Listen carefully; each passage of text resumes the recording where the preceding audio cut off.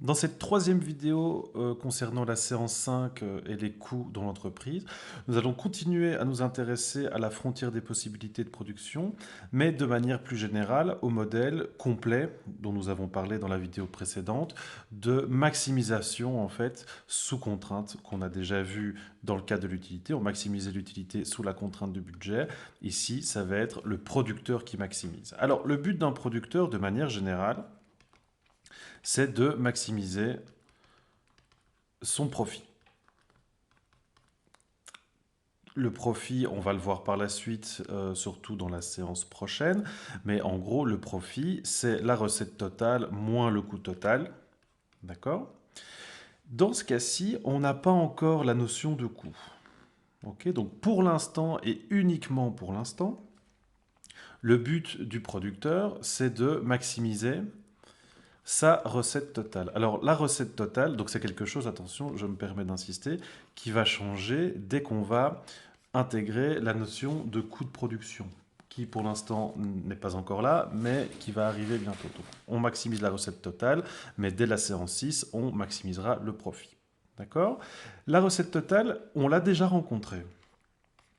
D'accord? Souvenez-vous, dans la séance 2, nous avions le modèle d'utilité où on avait ici P, RM, d'accord? Et la recette totale était maximale, excusez mon dessin, quand la recette marginale était égale à 0. Donc la recette totale, c'est la même que celle-ci. D'accord? À ce moment-là, dans la séance 2, comment est-ce qu'on l'avait définie? Ben, la recette totale, simplement, c'est une fois que vous avez vendu, donc produit et vendu une certaine quantité, ben, c'est le prix unitaire auquel vous avez vendu vos objets, ou vos services, hein, évidemment, peu importe, fois les quantités.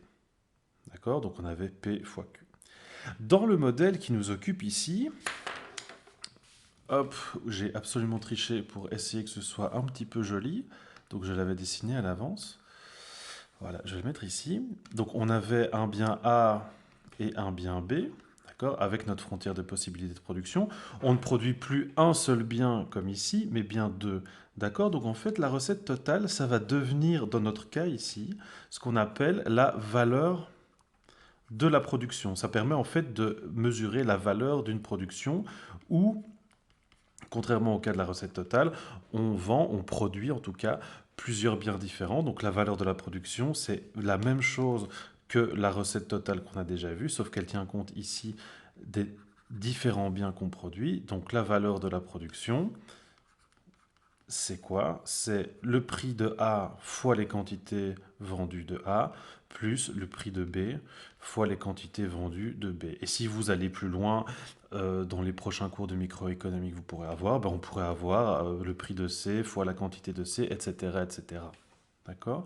Donc c'est juste une autre manière de parler de recette totale, et on ne parle plus de recette totale parce que justement on a deux biens considérés, dans ce cas-ci, A et B.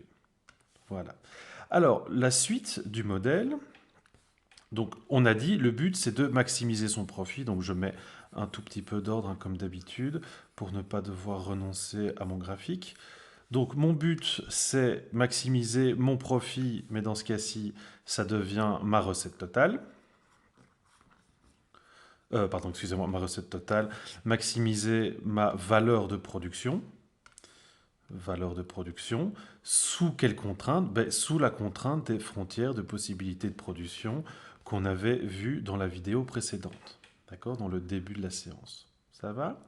Alors, si je trace justement cette valeur de production qui est égale à PA fois A plus PB fois B, si je veux la faire rentrer dans ce modèle-ci, eh bien, je dois simplement isoler A parce que A est en ordonnée. Donc j'ai PA fois A égale valeur de production moins PB fois B. Et ici, ensuite, A égale valeur de production divisée par PA moins PB sur PA fois B.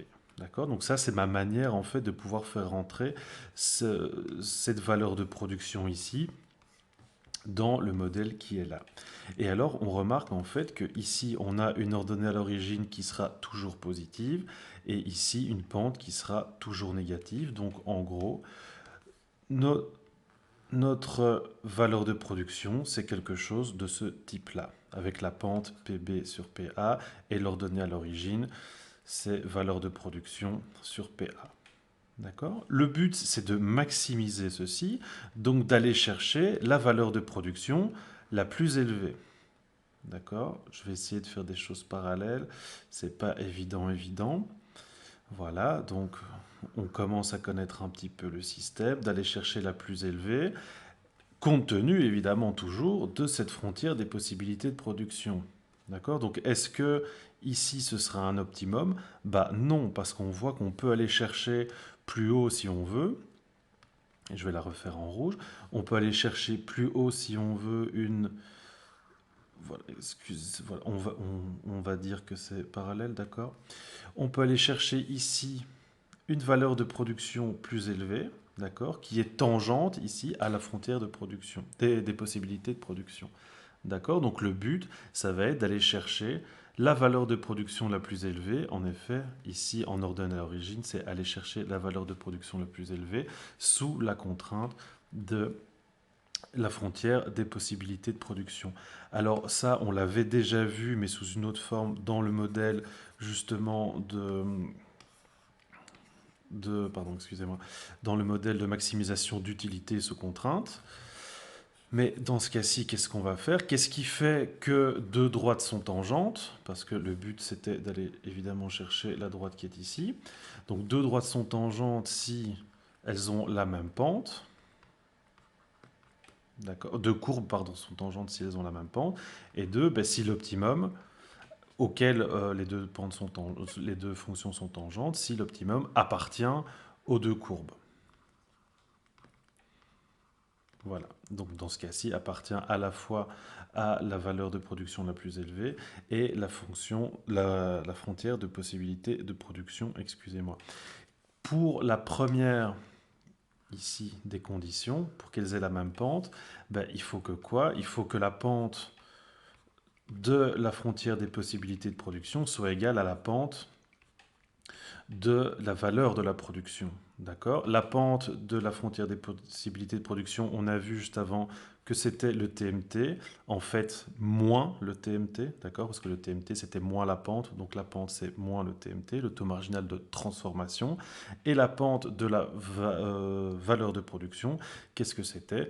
Ben, elle est ici, c'est PB sur P. Ah, excusez-moi, j'ai effacé, mais donc on avait vu juste avant que c'était PB moins PB sur PA. D'accord? Donc à l'optimum, on arrive à ceci, donc que le taux marginal de transformation, c'est égal à PB sur PA. Voilà, donc ça c'est le point qui est ici. Ça va? Alors, pour...